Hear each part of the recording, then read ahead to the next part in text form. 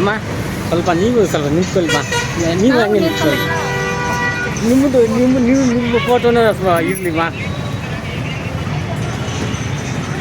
ನಿಮ್ಮ ಹೆಸರಮ್ಮ ನನ್ನ ಹೆಸರು ವಿಜಯಲಕ್ಷ್ಮಿ ಥ್ಯಾಂಕ್ಸ್ ಮಾ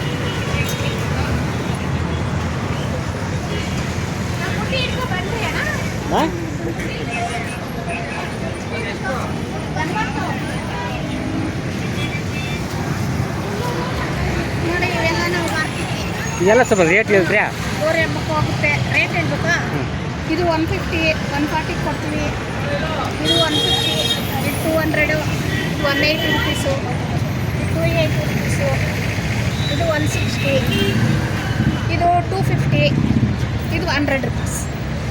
ಇದು 80 ರುಪೀಸ್ ನೋಡಿ ಇದು ಪುಟಾಣಿ ಅದೇ ಜೋಡಿ ಹಾಂ ಇದು ಈ ಹಬ್ಬಕ್ಕೆ ಬೇಕಾಗುತ್ತಲ್ಲ ಹೋಗುತ್ತಾಣ ಅದೇ ಅಮ್ಮ ಬರಲಮ್ಮ